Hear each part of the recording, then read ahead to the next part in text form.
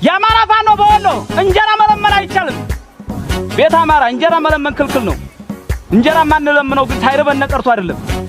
የአማራን እናት ላለማስቸገር ነው። እንጀራ ሳሰጠን ቀርቶ አይደለም። ብንሰዋ እሷ ታለቅስብናለች ነው። ያባወራ ሚስት መቆርቆር ክልክል ነው። አጥር ማፍረስ ክልክል ነው። በእኛ የአማራን ህዝብ አጥር ልንሰራለት ነው የምንፈልገው። ቤት ማፍረስ ክልክል ነው። ቤት ልንሰራለት ነው የምንፈልገው። ነገር ግን አንዳንድ የብልጽግና ተልእኮ ይዞ የመጣ ከ500 ሰራዊት 10 ወይም 5 የሆኑ ከ100 ሚሊዮን ብር በላይ ተበጅቶብን ወሎ ላይ በወሎ ህብረት በራዲየፓ በብልጽግና ባገው ሸንጎ ተከፋፍሎ ፖለቲካ የተሰራብን 100 ሚሊዮን ብር የተበጀተብን ወሎ ላይ ትልቅ ፖለቲካ ተሰርቶብናል።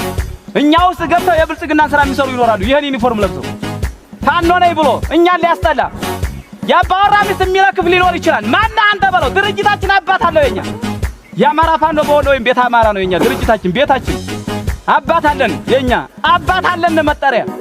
አባት የሌለውን ግን ያዘው ተፈናቅሎ የመጣውን ያዘው። አንተ ማን ነህ ብለህ ትጠይቀው ይገባል። ሰራዊታችን በዚህ ልክ የሚሄድ ነው። ሰክሮ ባጃጅ የሚያስፈራራለ ባጃጅ ሹፌርኛ እንዳያገለግለን ቁስለኛ እንዳያድንብን ሴራ እየሰሩብን ነው። ሰክሮ መጥቶ አንተን የሚያስፈራራለ ፋኖ እንዲህ ነው እንደሚያስብል ፋኖ በህዝብ ዘንድ እንዲጠላ የሚያደርግብን ነው። ነገር ግን ህስ እንደማለን ክርጋዳ ያደፋም እንደ ጥንቅሻ ገዳ በክርፋ እንለየውም። አማራ ነኝ ብሎ ከመጣ ምን እናደርገዋለን? የሚፈርደን የህዝብ ነው።